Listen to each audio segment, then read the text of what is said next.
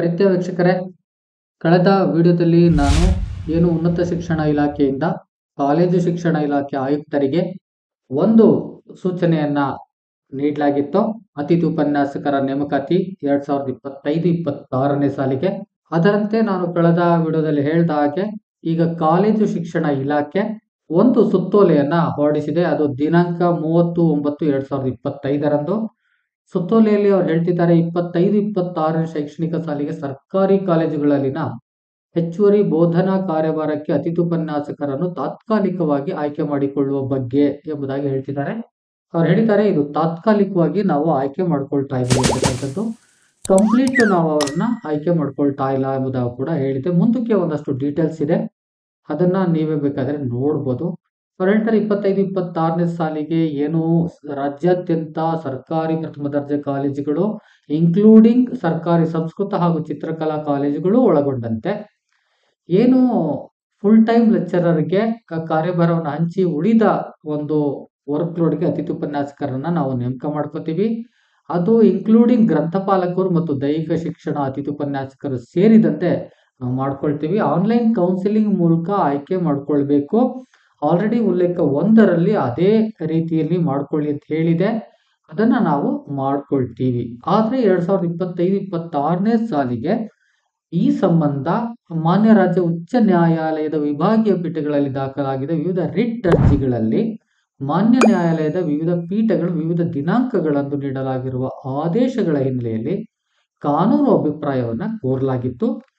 ಅದರಂತೆ ಮಾನ್ಯ ಹೆಚ್ಚುವರಿ ಅಡ್ವೊಕೇಟ್ ಜನರಲ್ ಅವರು ನೀಡಿರುವ ಕಾನೂನು ಅಭಿಪ್ರಾಯದಂತೆ ರಿಟ್ ಅಪೀಲು ಸಂಖ್ಯೆ 1578/2024ರಲ್ಲಿ ಮಾನ್ಯ ನ್ಯಾಯಾಲಯವು ದಿನಾಂಕ 9/9/25ರಂದು ನೀಡಿರುವ ಮಧ್ಯಂತರ ಆದೇಶದ ಅವಲೋಕನೆಗಳಿಗೆ ಒಳಪಟ್ಟು ಹಾಗೂ ವಿದ್ಯಾರ್ಥಿಗಳ ಶೈಕ್ಷಣಿಕ ಹಿತದೃಷ್ಟಿಯಿಂದ 25-26ನೇ ಸಾಲಿನ ಹಾಲಿ ಸೆಮಿಸ್ಟರ್ ಪೂರ್ಣಗೊಳ್ಳುವವರೆಗೆ ಅವ್ರು ಹೇಳ್ತಿದ್ದಾರೆ, 25-26ನೇ ಸಾಲಿಗೆ ಹಾಲಿ ಸೆಮಿಸ್ಟರ್ ಅಂತ ಹೇಳ್ತಾ ಇದ್ದಾರೆ.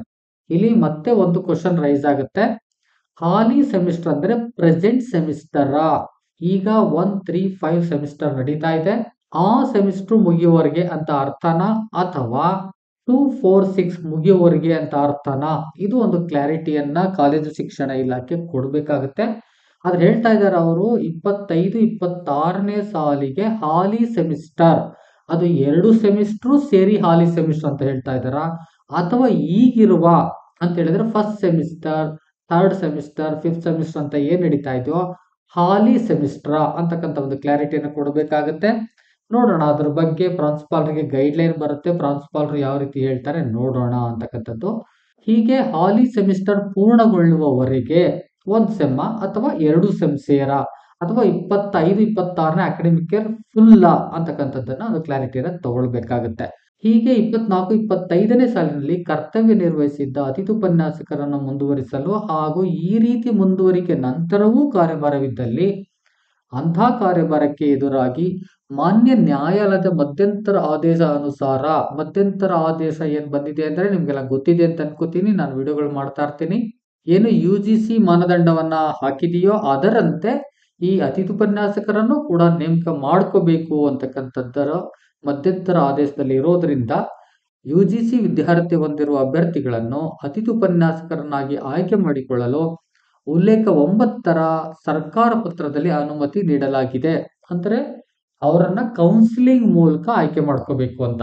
ಈಗ ಏನು ಕಂಟಿನ್ಯೂಟಿ ಕೊಟ್ಟಿದಾರೋ ನಂತರದಲ್ಲಿ ಏನಾದ್ರು ಕಾರ್ಯಭಾರ ಉಳಿಕೆ ಆದ್ರೆ ಅಂತ ಒಂದು ಪೋಸ್ಟ್ಗೆ ಅತಿಥಿ ಉಪನ್ಯಾಸಕರನ್ನ ಕೌನ್ಸಿಲಿಂಗ್ ಮಾಡಿ ತಗೋಬೇಕು ಅನ್ನೋದೇ ಉಲ್ಲೇಖ 9ರದ್ದು.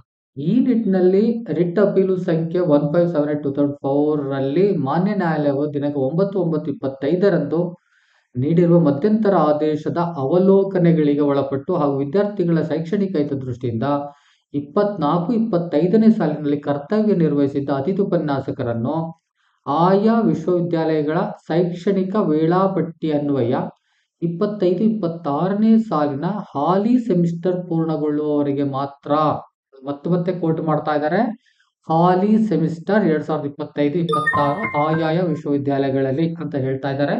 ಆದ್ರೆ ಹಾಲಿ ಅಂತ ಹೇಳಿದ್ರೆ ಪ್ರೆಸೆಂಟ್, ಈಗಿರುವ ಅಂತ ಅರ್ಥ.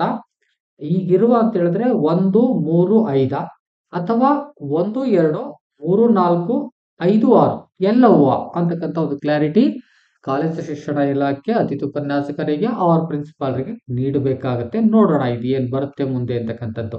ಹಾಲಿ ಸೆಮಿಸ್ಟರ್ ಪೂರ್ಣಗೊಳ್ಳುವವರೆಗೆ ಮಾತ್ರ ಆಯಾ ಕಾಲೇಜುಗಳಲ್ಲಿ ಕಾರ್ಯಭಾರದ ಲಭ್ಯತೆಗೆ ಅನುಗುಣವಾಗಿ ಮುಂದುವರಿಸುವಂತೆ ಎಲ್ಲ ಸರ್ಕಾರಿ ಕಾಲೇಜುಗಳ ಪ್ರಾಂಶುಪಾಲರುಗಳಿಗೆ ಈ ಮೂಲಕ ಸೂಚಿಸಿದೆ ಅಂತಕ್ಕಂಥದ್ದನ್ನ ಹೇಳಿದ್ದಾರೆ. ಅಂದ್ರೆ ಉನ್ನತ ಶಿಕ್ಷಣ ಇಲಾಖೆ ಏನ್ ಹೇಳಿತ್ತೋ ಅದನ್ನ ಕೋಟ್ ಮಾಡಿ ಇಲ್ಲಿ ಒಂದಷ್ಟು ಸುತ್ತೋಲೆಯಲ್ಲಿ ಹೇಳಲಾಗಿದೆ. ಇನ್ನು ಸೂಚನೆಗಳಿದೆ, ಬಹಳ ಇಂಪಾರ್ಟೆಂಟ್ ಇದು ಸೂಚನೆಗಳು, ಇವುಗಳನ್ನು ನೋಡ್ಬಿಡೋಣ ಬನ್ನಿ. ಮೊದಲನೇದು 24-25ನೇ ಸಾಲಿನಲ್ಲಿ ಕರ್ತವ್ಯ ನಿರ್ವಹಿಸಿ 2/8/25ರಂದು ಕರ್ತವ್ಯದಿಂದ ಬಿಡುಗಡೆ ಹೊಂದಿದ ಅತಿಥಿ ಉಪನ್ಯಾಸಕರು 25-26ನೇ ಸಾಲಿಗೆ ಸಲ್ಲಿಸಿರುವ ಅರ್ಜಿಯಲ್ಲಿನ ಸೇವಾ ಅವಧಿ ಮತ್ತಿತರೆ ವಿವರಗಳ ಆಧಾರದ ಮೇಲೆ ಸಿದ್ಧಪಡಿಸಿರುವ ಜನರೇಟ್ ಮಾಡಿರುವ ಪಟ್ಟಿಯನ್ನು ಇಲಾಖಾ ವೆಬ್ಸೈಟ್ ನಲ್ಲಿ ಪ್ರಕಟಿಸಲಾಗಿದೆ.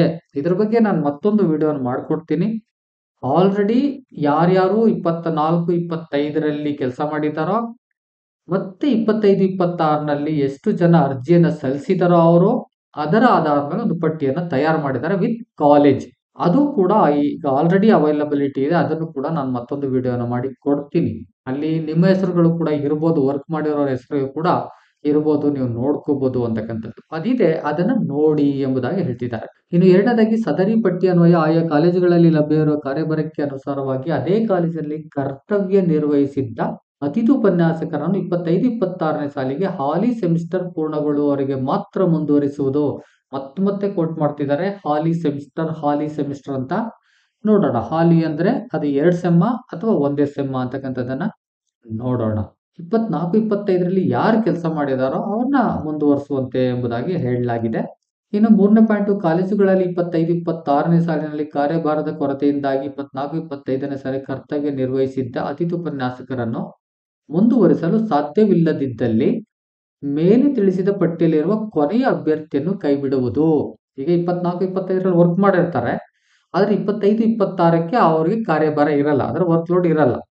ಅಂತ ಸಂದರ್ಭದಲ್ಲಿ ಯಾರನ್ನ ಕೈ ಬಿಡೋದು ಅಂತ ಹೇಳಿದ್ರೆ ಪಟ್ಟಿಯಲ್ಲಿರ್ತಕ್ಕಂಥ ಏನು ಅತಿಥಿ ಉಪನ್ಯಾಸಕರಿದ್ದಾರೋ ಆ ಸಬ್ಜೆಕ್ಟ್ ವೈಸ್ ಕೊನೆಯಲ್ಲಿ ಯಾರಿರ್ತಾರೋ ಆ ಅಭ್ಯರ್ಥಿಯನ್ನ ಕೈ ಬಿಡುವುದು ಎಂಬುದಾಗಿ ಹೇಳಿದ್ದಾರೆ. ಏನೀಗ ಪಟ್ಟಿ ಕೊಟ್ಟಿದ್ದಾರೋ ಆ ಪಟ್ಟಿಯಲ್ಲಿ ಕೊನೆಯ ಅಭ್ಯರ್ಥಿ ಯಾರಿದ್ದಾರೋ ಅವರನ್ನ ಕೈ ಬಿಡಬೇಕು ಎಂಬುದಾಗಿ ಹೇಳಲಾಗಿದೆ. ಇದೊಂದು ಕ್ಲಾರಿಟಿ ತಕೊಳ್ಳಿ. ಅಲ್ಲಿ ಇರ್ತಕ್ಕಂಥ ಒಂದು 4 ಜನ ಒಂದು ಡಿಪಾರ್ಟ್ಮೆಂಟ್ ಅಲ್ಲಿ ಕೆಲಸ ಮಾಡ್ತಿದ್ದಾರೆ ಅಂತ ಹೇಳಿದ್ರೆ ಯಾರು ಹೋಗೋದು ಹೊರಗಡೆ ಅನ್ನುವಾಗ ಕನ್ಫ್ಯೂಷನ್ಸ್ ಇಲ್ಲ. ಈಗೇನು ಪಟ್ಟಿಯನ್ನ ಜನರೇಟ್ ಮಾಡಿ ಬಿಡುಗಡೆ ಮಾಡಿದಾರೋ ನಾನು ಮತ್ತೊಂದು ವಿಡಿಯೋ ಮಾಡ್ಕೊಡ್ತೀನಿ ಅದನ್ನ. ಆ ಪಟ್ಟಿಲಿ ಕೊನೆಯಲ್ಲಿ ಯಾರಿದ್ದಾರೋ ಅಂತ ಅದನ್ನ ಮೆರಿಟ್ ಲಿಸ್ಟ್ ಮೇಲೆ ಮಾಡಿದಾರ ಅವರು. ಆದೇಶದಾಗಿ ಕೊನೆಯಲ್ಲಿ ಯಾರಿದ್ದಾರೋ ಅವರನ್ನ ಬಿಡುವುದು ಎಂಬುದಾಗಿ ಹೇಳ್ತಾ ಇದ್ದಾರೆ. ನೋಡೋಣ ಬನ್ನಿ. ಇನ್ನು ಪಾಯಿಂಟ್ ನಂಬರ್ 4, ಪ್ರಾಂಶುಪಾಲರು ಆಯಾ ಕಾಲೇಜುಗಳಲ್ಲಿ ಲಭ್ಯವಿರುವ ಕಾರ್ಯಭಾರಕ್ಕೆ ಅನುಗುಣವಾಗಿ ಅದೇ ಕಾಲೇಜಿನಲ್ಲಿ ದಿನಾಂಕ 4/10/2000 ಒಳಗಾಗಿ ಕರ್ತವ್ಯಕ್ಕೆ ವರದಿ ಮಾಡಿಕೊಳ್ಳುವುದು ಹಾಗೂ ಕರ್ತವ್ಯಕ್ಕೆ ವರದಿ ಮಾಡಿಕೊಂಡ ಅತಿಥಿ ಉಪನ್ಯಾಸಕರ ಮಾಹಿತಿಯನ್ನು ದಿನಾಂಕ 4/10/25ರ ಒಳಗಾಗಿ ಇಲಾಖೆಯ EMIS ತಂತ್ರಾಂಶದಲ್ಲಿ ಅಪ್ಲೋಡ್ ಮಾಡುವುದು. ಪ್ರಾಂಶುಪಾಲರಿಗೆ ಗೈಡ್ಲೈನ್ ಇದೆ. ಏನು 4/10 ಒಳಗಾಗಿ ಈ ಅತಿಥಿ ಉಪನ್ಯಾಸಕರು ವರದಿ ಮಾಡ್ಕೋಬೇಕು. ಯಾರ್ಯಾರು ವರದಿ ಮಾಡ್ಕೋತಾರೋ ಅದೇ ದಿನ ಪ್ರಾಂಶುಪಾಲರು ಇಲಾಖೆಯ EMIS ಪೋರ್ಟಲ್ ನಲ್ಲಿ ಹೋಗಿ ಆ ಡೀಟೇಲ್ಸ್ ಅನ್ನ ಅಪ್ಲೋಡ್ ಮಾಡಬೇಕು ಅಂತಕ್ಕಂಥದ್ದು. ತುಂಬಾ ಫಾಸ್ಟ್ ಆಗಿ ಕೆಲಸ ನಡೀತಾ ಇದೆ ಅಂತಕ್ಕಂಥದ್ದು. ಇನ್ನು 5ನೇದಾಗಿ ಅತಿಥಿ ಉಪನ್ಯಾಸಕರು ದಿನಾಂಕ 4/10/2025 ಒಳಗೆ ಕರ್ತವ್ಯಕ್ಕೆ ವರದಿ ಮಾಡಿಕೊಳ್ಳದಿರುವ ಹಾಗೂ ದಿನಾಂಕ 4/10/2025 ಒಳಗಾಗಿ ಅಪ್ಲೋಡ್ ಮಾಡದೇ ಇರುವ ಅತಿಥಿ ಉಪನ್ಯಾಸಕರನ್ನು ಕೈ ಬಿಡಲಾಗುವುದು. ಕ್ಲಾರಿಟಿ ಇದೆ. ಯಾರು 4ನೇ ತಾರೀಕು ಅಥವಾ 4ನೇ ತಾರೀಕು ಒಳಗಾಗಿ ಕರ್ತವ್ಯಕ್ಕೆ ವರದಿ ಮಾಡ್ಕೊಳ್ಳಲ್ವೋ, ಜೊತೆಗೆ ವರದಿ ಮಾಡ್ಕೊಂಡಿದ್ರು ಪ್ರಾಂಶುಪಾಲರು EMIS ನಲ್ಲಿ ಅಪ್ಲೋಡ್ ಮಾಡಲ್ವೋ ಅಂತವರನ್ನು ಕನ್ಸಿಡರ್ ಮಾಡೋದಿಲ್ಲ 25-26ನೇ ಸಾಲಿಗೆ ಎಂಬುದಾಗಿ ನೀಟಾಗಿ ಹೇಳ್ತಾ ಇದ್ದಾರೆ. ಇನ್ನು 6ನೇ ಪಾಯಿಂಟ್, 25-26ನೇ ಸಾಲಿನಲ್ಲಿ ಮುಂದುವರೆದಿರುವ ಅತಿಥಿ ಉಪನ್ಯಾಸಕರು 25-26ನೇ ಸಾಲಿಗೆ ಅರ್ಜಿಯಲ್ಲಿ ನೀಡಿರುವ ಮಾಹಿತಿ ವಿವರಗಳನ್ನು ಅವರ ದಾಖಲಾತಿಗಳನ್ನು ಪ್ರಾಂಶುಪಾಲರು ಪರಿಶೀಲನೆ ಮಾಡಿಕೊಂಡು ನಂತರ ಕರ್ತವ್ಯಕ್ಕೆ ವರದಿ ಮಾಡಿಕೊಳ್ಳುವುದು. ಈ ಪರಿಶೀಲನೆಯಲ್ಲಿ ಯಾವುದಾದರೂ ಮಾಹಿತಿ ಅಥವಾ ವಿವರ ತಾಳೆಯಾಗದಿದ್ದಲ್ಲಿ ಅಂಥವರನ್ನು ಕರ್ತವ್ಯಕ್ಕೆ ವರದಿ ಮಾಡಿಸಿಕೊಳ್ಳದೆ ಇಲಾಖೆಯ EMIS ತಂತ್ರಾಂಶದಲ್ಲಿ ರಿಜೆಕ್ಟ್ ಎಂದು ನಮೂದಿಸಿ ಅಪ್ಲೋಡ್ ಮಾಡುವುದು. ರಿಜೆಕ್ಟ್ ಯಾಕೆ ಹಾಕ್ಬೇಕು ಅಂತ ಹೇಳಿದ್ರೆ ಆಲ್ರೆಡಿ ಅವ್ರ ಡೇಟಾ ಇರುತ್ತೆ, ಆ ದಿವಸದಿಂದಾಗಿ ರಿಜೆಕ್ಟ್ ಮಾಡಿ ಎಂಬುದಾಗಿ ಹೇಳ್ತಾ ಇದ್ದಾರೆ. ಅಂದ್ರೆ ಡೀಟೇಲ್ಸ್ ಮ್ಯಾಚ್ ಆಗ್ಬೇಕು. ಮ್ಯಾಚ್ ಆಗಿಲ್ಲ, ಅವ್ರು ಹಾಕಿರೋದಕ್ಕೂ ಈಗ ಏನು ಪ್ರಾನ್ಸಿಪಾಲ್ಗೆ ಸಬ್ಮಿಟ್ ಮಾಡ್ತಾರೋ ಅದು ಮ್ಯಾಚ್ ಆಗಿಲ್ಲ ಅಂದ್ರೆ ರಿಜೆಕ್ಟ್ ಮಾಡಿ ಎಂಬುದಾಗಿ ಹೇಳ್ತಾ ಇದ್ದಾರೆ. ಇನ್ನು 7ನೇ ಪಾಯಿಂಟ್, ಮೇಲೆ ತಿಳಿಸಿದಂತೆ 24-25ನೇ ಸಾಲಿನಲ್ಲಿ ಕರ್ತವ್ಯ ನಿರ್ವಹಿಸಿದ ಅತಿಥಿ ಉಪನ್ಯಾಸಕರನ್ನು 25-26ನೇ ಸಾಲಿಗೆ ಮುಂದುವರೆಸಿದ ನಂತರವೂ ಕಾರ್ಯಭಾರ ಉಳಿಕೆಯಾದಲ್ಲಿ ಅಂಥ ಉಳಿಕೆ ಕಾರ್ಯಭಾರಕ್ಕೆ ಮಾನ್ಯ ನ್ಯಾಯಾಲಯವು ರಿಟ್ ಅಪೀಲು ಸಂಖ್ಯೆ 1578/2024 ಅಲ್ಲಿ ಮಾನ್ಯ ನ್ಯಾಯಾಲಯವು ದಿನಾಂಕ 9/9/2025 ನೀಡಿರುವ ಮಧ್ಯಂತರ ಆದೇಶಾನುಸಾರ ಮೆರಿಟ್ ಆಧರಿಸಿ ಆನ್ಲೈನ್ ಕೌನ್ಸಿಲಿಂಗ್ ಮೂಲಕ ಅತಿಥಿ ಉಪನ್ಯಾಸಕರನ್ನು ಆಯ್ಕೆ ಮಾಡಿಕೊಳ್ಳುವುದು. ನೀಟಾಗಿ ಹೇಳಿದ್ದಾರೆ. ಏನು ರಿಟ್ ಅರ್ಜಿ ಹಾಕಿದ್ರು 1578 ನಂಬರ್ ಅಲ್ಲಿ ಆ ಒಂದು ರಿಟ್ ಅರ್ಜಿಗೆ ಮಾನ್ಯ ನ್ಯಾಯಾಲಯವು ಏನು ಒಂದು ಆದೇಶವನ್ನ ಮಾಡಿದೆಯೋ 9/9/25 ಅದರಂತೆ ಕೌನ್ಸಿಲಿಂಗ್ ಮಾಡಿ ಅವ್ರನ್ನ ತೆಗೆದುಕೊಳ್ಬೇಕು ಎಂಬುದಾಗಿ ಹೇಳ್ತಾ ಇದೆ ಅಂತಕ್ಕಂಥದ್ದು. 9/9/25 ಏನಿದೆ ಅಂತಕ್ಕಂಥ ಒಂದು ಡೀಟೇಲ್ಸ್ ನಿಮಗೆ ಗೊತ್ತಿಲ್ಲ ಅಂತ ಹೇಳಿದ್ರೆ ಕಾಮೆಂಟ್ ಮಾಡಿ, ನಾನು ಅದ್ರ ಬಗ್ಗೆ ಒಂದು ವಿಡಿಯೋನ ಮಾಡಿ ಕೊಡ್ತೇನೆ ಅಂತಕ್ಕಂಥದ್ದು. ಒಟ್ಟಾರೆ 2024-25 ಯಾರು ವರ್ಕ್ ಮಾಡಿದ್ರೋ ಅವರು 25-26ನೇ ಸಾಲಿಗೆ ಅದೇ ಕಾಲೇಜಲ್ಲಿ ಮುಂದುವರಿಬಹುದು. ಒಂದು ಪಾಯಿಂಟ್ ಅನ್ನು ಅವ್ರು ಹೇಳಿದ್ದಾರೆ, ವರ್ಕ್ ಲೋಡ್ ಇದ್ದಲ್ಲಿ. ವರ್ಕ್ ಲೋಡ್ ಇಲ್ಲದೆ ಇದ್ರೆ ಅವ್ರನ್ನ ಕೈ ಬಿಡಬೇಕು ಎಂಬುದಾಗಿ ಹೇಳ್ತಾ ಇದ್ದಾರೆ. ಇಷ್ಟು ಕ್ಲಾರಿಟಿ. ಒಟ್ಟಾರೆ ಕಂಟಿನ್ಯೂಟಿ ಆರ್ಡರ್ ಈಗ DC ಇಂದ ಬಂದಿದೆ. ನಾನು ಕಳೆದ ವಿಡಿಯೋಲಿ ಹೇಳಿದೆ DC ಅವರು ಮಾಡ್ತಾರೆ ಅಂತ. ಅದೇ ರೀತಿ DC ಇಂದ ಇದೊಂದು ಸುತ್ತೋಲೆ ಬಂದಿದೆ. ಅದರಂತೆ ಈಗ ಪ್ರಾಂಶುಪಾಲರು ಕ್ರಮವನ್ನ ಕೈಗೊಳ್ತಾರೆ. ಏನು ಈ ಆರ್ಡರ್ ಬಂದಿದೆಯೋ ಇನ್ನು ಬಂದ ಮೇಲೆ 3 ದಿನ ಕರ್ತವ್ಯ ನಿರ್ವಹಿಸುವ 3 ದಿನ ಅಂದ್ರೆ ರಜೆಗಳು ಬಿಟ್ಟು ಏನು ಕರ್ತವ್ಯದ ದಿನಗಳಿರ್ತಾವ ಅಂತ 3 ದಿನ ಒಳಗಾಗಿ ರಿಪೋರ್ಟ್ ಆಗಬೇಕಾಗತ್ತೆ. ಅಂದ್ರೆ ಡೀಟೇಲ್ಸ್ ಎಲ್ಲ ಮತ್ತೊಂದು ಸುತ್ತೋಲೆಯಲ್ಲಿ ಬಿಡುಗಡೆ ಮಾಡಿದೆ. ಒಂದು 3-4 ಸುತ್ತೋಲೆ ಇವೆ. ನಾನು ಒನ್ ಬೈ ಮಾಡ್ಕೊಡ್ತಾ ಹೋಗ್ತೀನಿ. ನೀವೇನಾದ್ರೂ ಈ ತರ ಅಪ್ಡೇಟ್ ಬೇಕು ಅಂತ ಹೇಳಿದ್ರೆ ನನ್ನ ಚಾನಲ್ನ ಸಬ್ಸ್ಕ್ರೈಬ್ ಮಾಡ್ಕೊಳ್ಳಿ.